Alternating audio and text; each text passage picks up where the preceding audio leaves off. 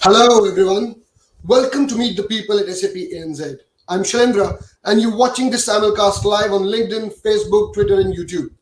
Thanks for joining us, and I hope you and your family members are safe. For you to view this episode and other sessions that I run on emerging technologies live, I would request you to follow me so that you can be alerted when a live session is on. So please press the follow button. Also, if you want to hear from someone in the industry, please mention their name in the comment section and I'll try to get them here for you. In today's episode of Meet the People at SAP ANZ, I have Claire Wildekamp. Claire is the General Manager for Western Australia at SAP. She's an experienced sales professional with good knowledge of business processes, governance, and methodologies. Having focused on the energy, resources, and utility sector for 10 years, she understands industry drivers and challenges very well. So let's ask her about those challenges. So without any further ado, let me bring to you Claire Wildekamp, GM, Western Australia, SAP. Hi, Claire. Hey, good afternoon, Shally. How are you? Very good. Welcome to Meet the People at SAP ANZ. Thank you. I'm very honoured to be included. Good stuff. Thank you. So can you start with your background a bit and explain to us where have you come from all the way to where you've reached today? Oh, it's many years, so I'll condense it somewhat, Shally. I started my career really having no idea what I wanted to do. All I knew was that I really enjoyed people, and whatever I was going to do was going to have some sort of association with working with people.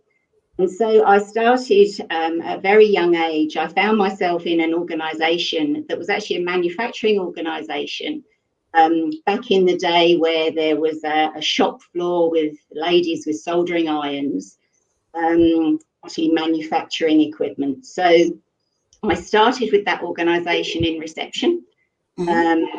Got to understand the business a little bit, then quickly got nabbed to move into the accounts payable and accounts receivable departments. And then after about a year of that, they asked me to move into the purchasing team, into the procurement side of the business, which I remember my mum saying to me back then, oh, you're so well suited because you love spending money. So I ended up in the procurement side of the business, and back then it was purchasing electronic components, so integrated circuits, diodes, transistors, pots, PCBs, those sorts of things. And so unbeknown to me, I actually really enjoyed working in sort of electronic component land.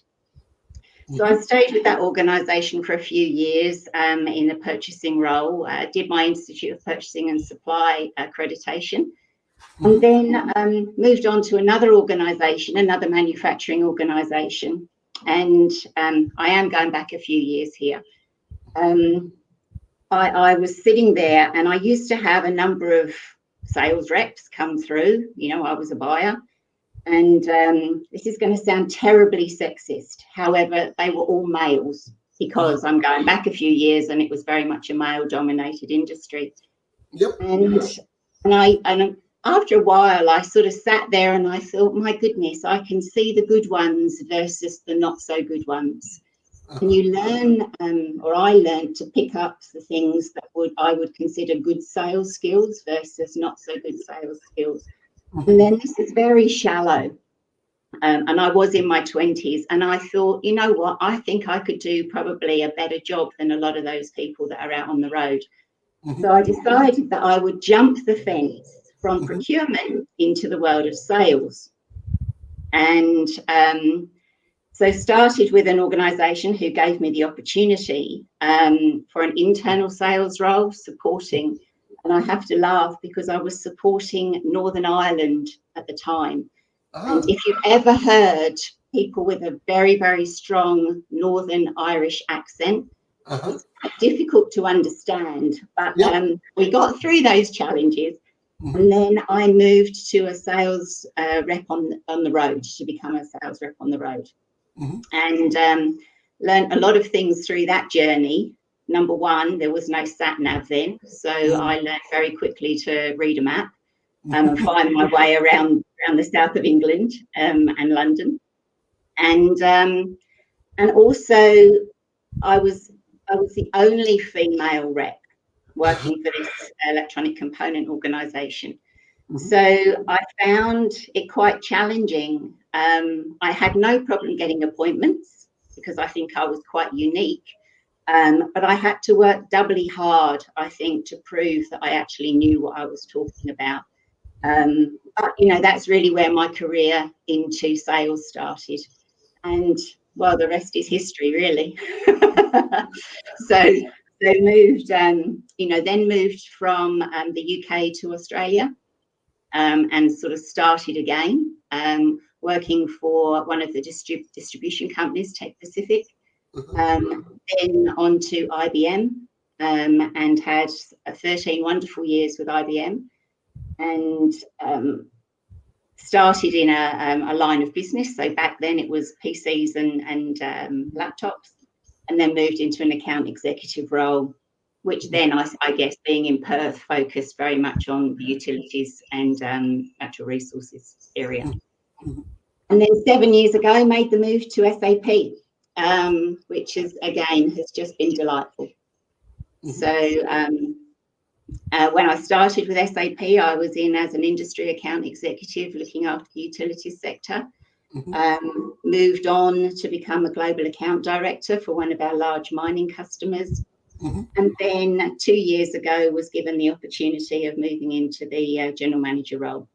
Okay. So that's brought you up to date. Well, I have got a couple of questions here. One, distribution to IT. How did that switch happen? What was going in your mind at the time?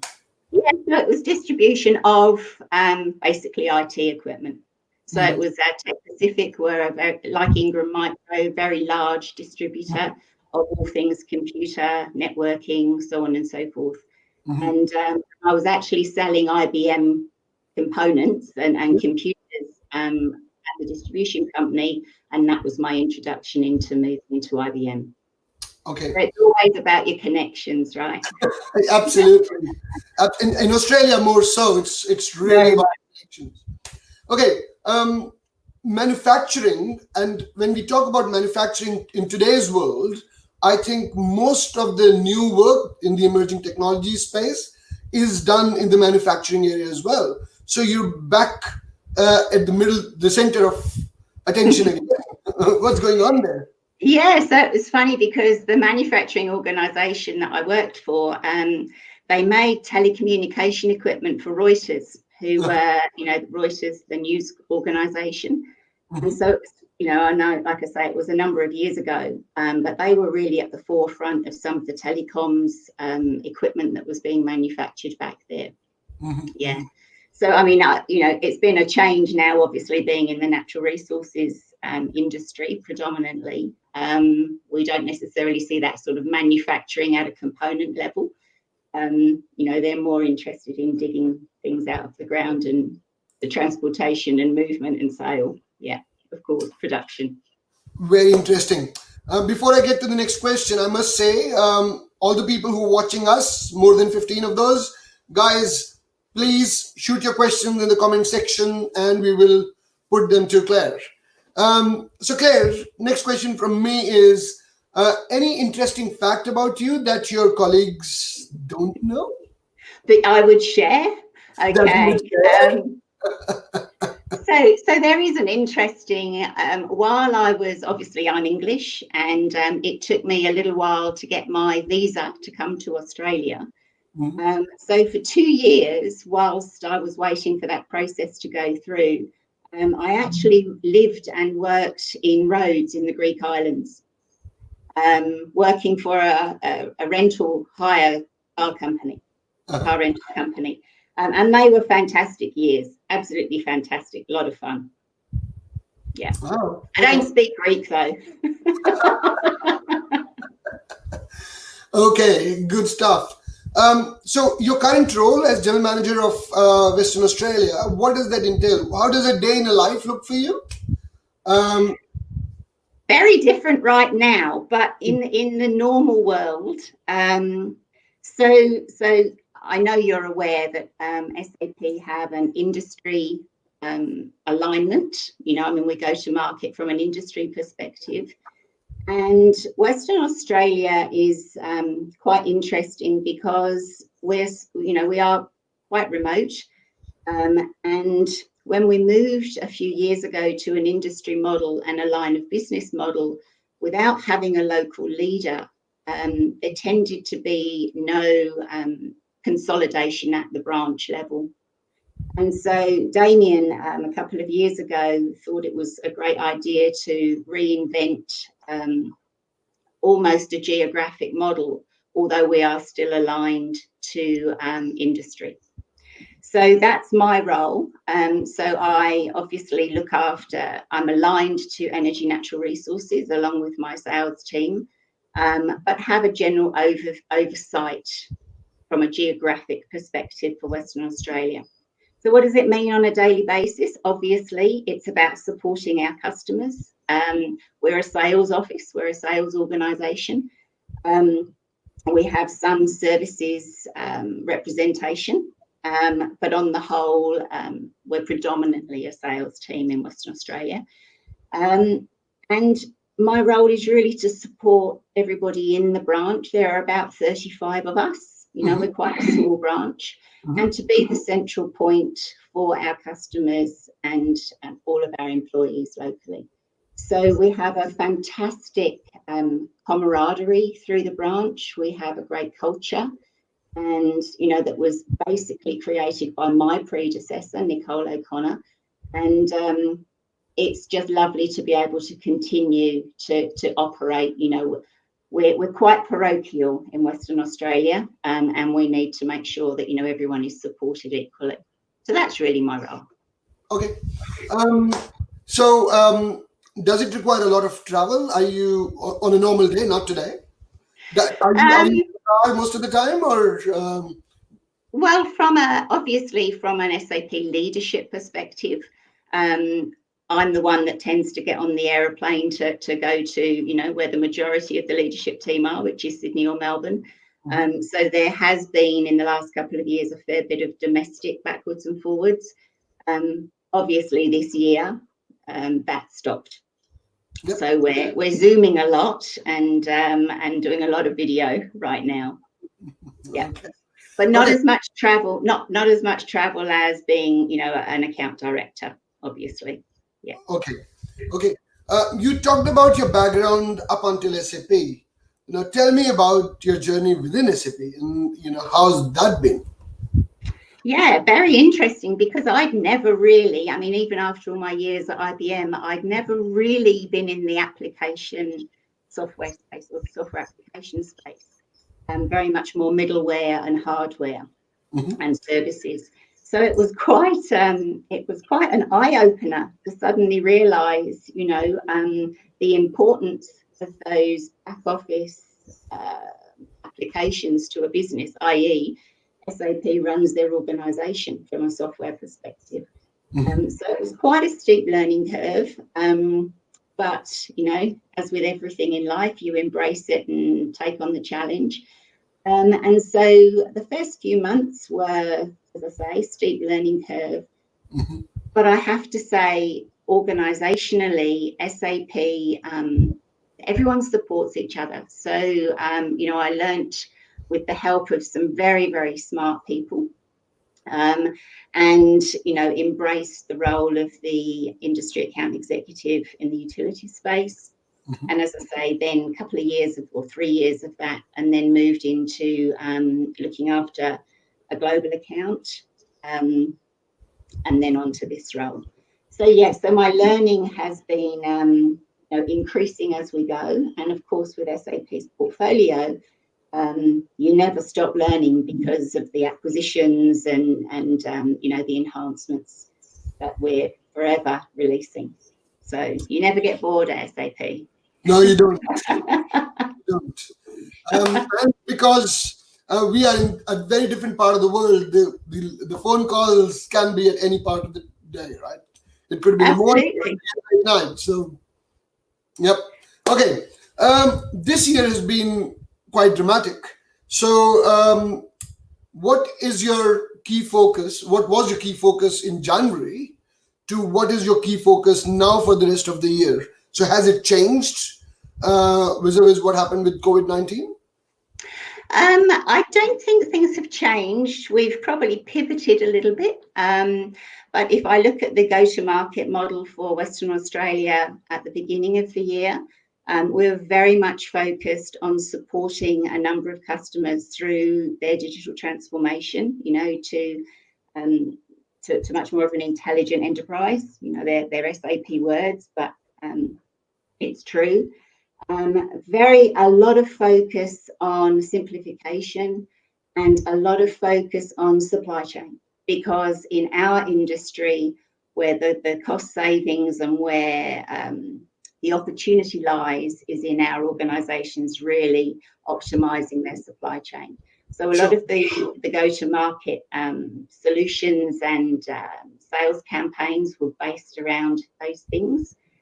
That hasn't changed, obviously, because given the COVID situation and the challenges that all customers are facing right now, they will still need to optimise their business. It's just that the focus from SAP and the focus from the customers is to get through the current crisis the best way possible.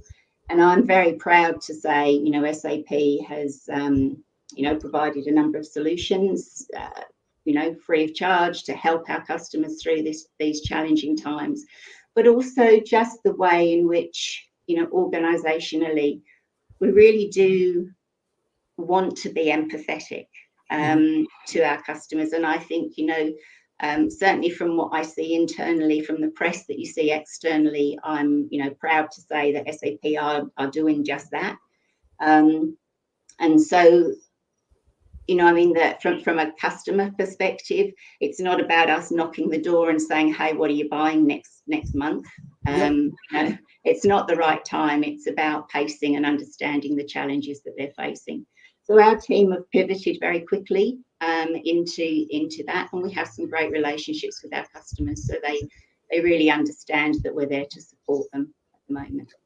And I know you've got a great team of people working with you. So SAP, you mentioned a few times. What is the best thing about working at SAP in your perspective? So if it's quite simple for me. It's about the people, and that's right the way from our leadership team. From our global leadership, APJ and ANZ leadership.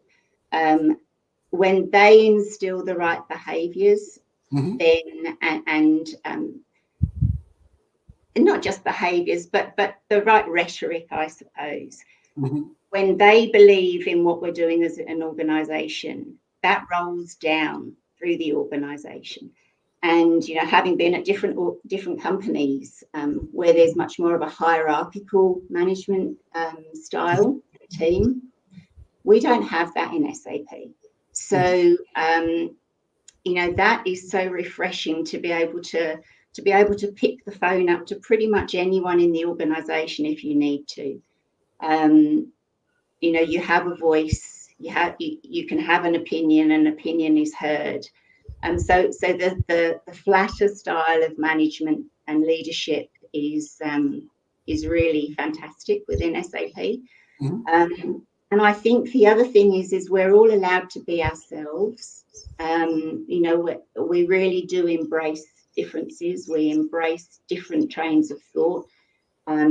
Everyone has a voice, and that really brings the best out in people and teams, without a doubt.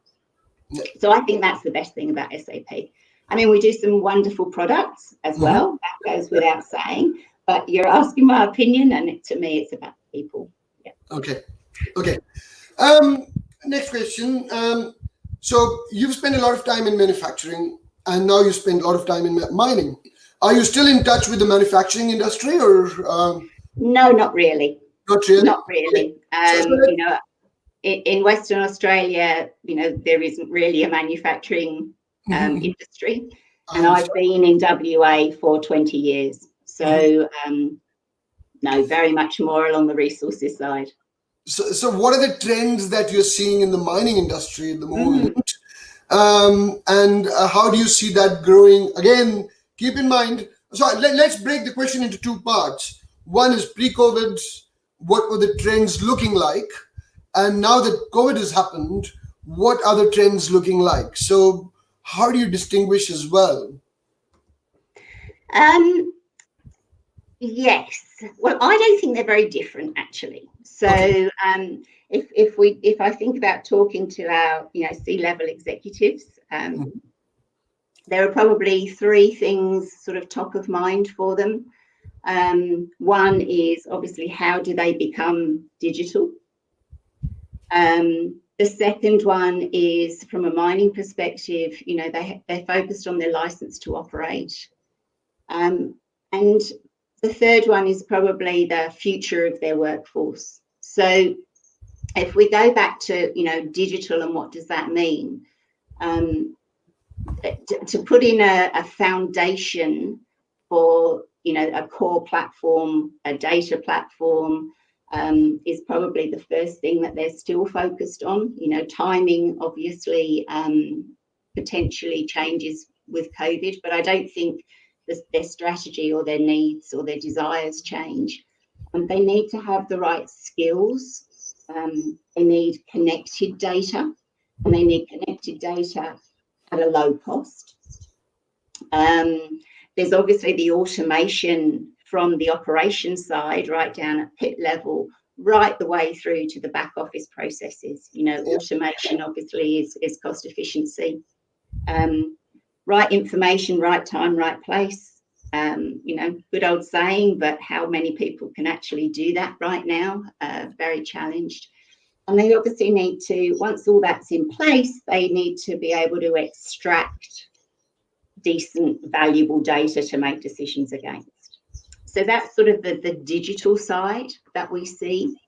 From a license to operate perspective, mining, unfortunately, over the years has had a bit of a bad rap, from an environmental perspective. So there's probably two things that they really are focused on. One is an ethical supply chain, obviously, right the way through. And there's increasing scrutiny from consumers.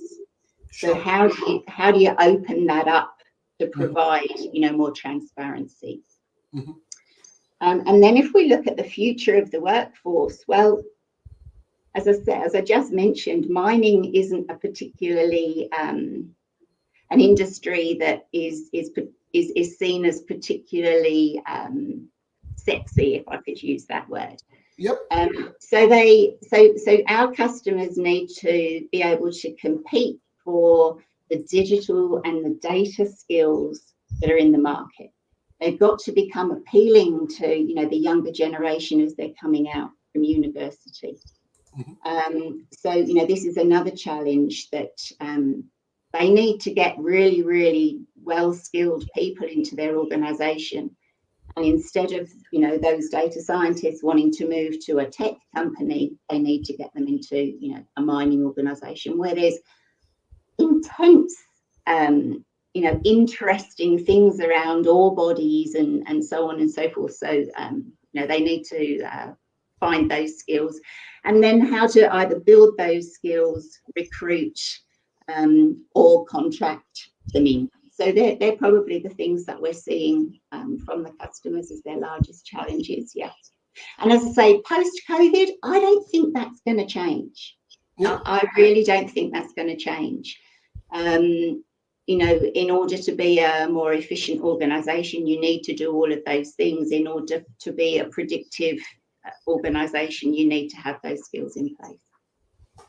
So you've said it right. Actually, I think mining industry has a bigger challenge because of the fact that, as you mentioned, every data scientist does not want to go and work for a mining company. But that's where organizations like SAP play a major role, where they can help the organizations to automate. And as you said, automation is money in mining, right?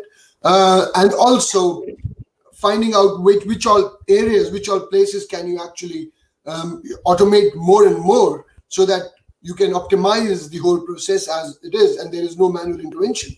I think that's something mining will have to play. And thinking of the fact that there are so many days lost, I think they will run even faster, if not in post-COVID environment, and try and get more and more optimization in place, I think. What do you think? Absolutely. I mean, like I say, supply chain is definitely a cost efficiency area for them. And look, that a lot of companies are already well down the path of understanding that and where efficiency can be made. But ultimately, this is the sales head coming out. If you have a single data platform and you're not moving data around and it's all accessible real time, and that in itself is a huge cost saving, and the ability to make decisions on the fly. Okay. Is there any one case study that you can share? Well, it can be named, it can be not named, something that you've seen, and I don't have to worry about the fact that, something that is of interest from the mining perspective, which people can see and say, well, wow, that was something brilliant. Share that with us from the movie. Yes, I would be delighted to, Shelley. We do have one of our very good customers, actually, who are a mining services organisation. I'm sure they won't mind me mentioning their name. It's McMahon Holdings.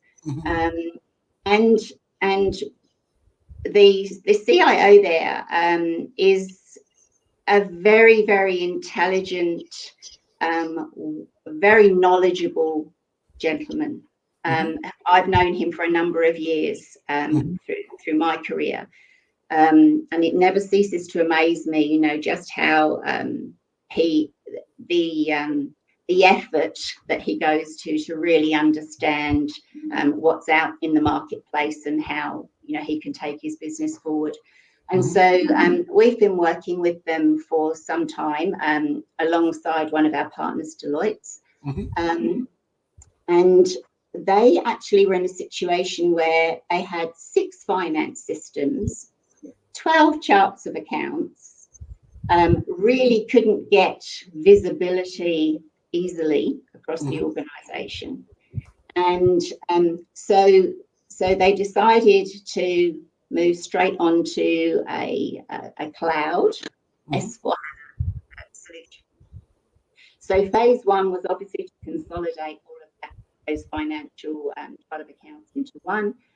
But what they were looking for was a platform in which, and you just mentioned it, automation, robotic process automation, taking advantage of regular technology and advancements as that came through, that they could immediately, enable it through the business. So phase 1, they had lack of visibility across the operations. They had complex and multiple business processes across, the 6 organisations, and very disparate HR processes. And for a mining services organisation, it's all about the people, about getting the right people in for the right contract at the right time. Yep. So what they immediately benefited from, just by putting the finance piece in, was the advanced reporting, obviously, across the organisation. It enabled their business managers to access real-time reports anytime, any place, 24/7. So immediately, and they are a global organisation, immediately information was at hand. The great stat is that they had 85% less time on their period closing, just by putting in one simplified system, which in turn, reduced working capital expense. And the other benefit from that being going to a cloud solution was reduced infrastructure expense. So that was phase 1. And the second phase was actually implementing our platform for HR, so our SuccessFactors platform, which has now been integrated into the S4HANA. And the simplification and the now the automation, I suppose, from an HR perspective. So great story. It's a work in progress because, you know, there's obviously a future roadmap of bringing in the rest of the business functions, but a real example of, I guess, leadership within the organisation, understanding where he needed to take his organisation to. So yeah, we're very excited to be working with them. And any question outside of SAP that you've seen in this space, in the mining industry, which has actually moved the needle? With respect to what? Sorry, Shelley. With respect to emerging technologies or automation that you've seen? Well, down at the mine level, obviously. You know, I mean, we've not a space that we're in, but obviously the remote operations centre, the driverless trucks, you know, and we now have a completely automated underground mine where basically people aren't going, and that's a huge change for the mining industry. So it's about its own challenges from a comms perspective. Yeah, it's really interesting. And, you know, then if you look at the futures of mining, you know, asteroid mining and so on and so forth, I mean, it's a very exciting industry, really. Yep. So there are driverless trucks already there? Well, across different organisations, absolutely. Yeah. That's interesting. I was thinking they were just coming with Tesla launching that big truck. No, they've been around for a while. Yeah, some of the large globals, without a doubt, are using driverless trucks. Yeah. Perfect. Good stuff. So that was my questions. Let's have a look if there is any question on LinkedIn. There is one on Twitter first. Let's take that one. So that is from Shantist and saying, do you guys plan to provide academic alliances with educational institutions? I don't know what that means. You want to take that question or not? It's up to you. I'll do my best. I am not aligned, obviously, to the education or the university sector, but most definitely at an SAP organisational level, we do have alliances. So happy to, if you want to provide which organisation and what you're looking for, I'm happy to put you in touch with the right person within SAP to investigate that further. Perfect. So yeah, that was the only question I had. I think they were so wowed away with you and your story that, you know, they didn't get a chance to write a question, but it was amazing. And I think it was a great time talking to you, Claire. It is a fantastic story from Ireland to Perth. All righty, it's lovely. Thank you for the opportunity to talk with you today. But before you go, any closing comment you want to make? Anything you want to say to the audience? Well, of course, to everybody, if customers are watching, please look after your staff, your organisations, stay safe. To any of our competitors, to any of my colleagues out there, you know, look after your families, look after your organisations.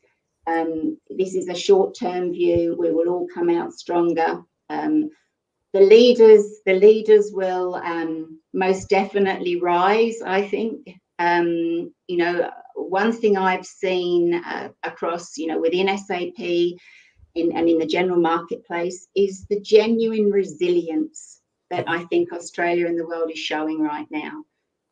So from a human level, this could have actually some benefits for a number of people. You know, some people have never had to endure difficult times. Yep. And I think there will be a lot of lessons from this. So I look forward to seeing everybody on the other side. Stay safe, stay well. Thank you. Thank you, Claire. Thank you for your time. Thank you, Shelley. All right, take care. Bye. See you. Thanks, bye. So that was Claire Wildekamp. What a story, from south of Ireland to Western Australia. Great stuff. And I was taken aback with all the new work that's happening in Western Australia in the mining industry. that was phenomenal. So thank you everyone for watching us, and please stay indoors, stay safe.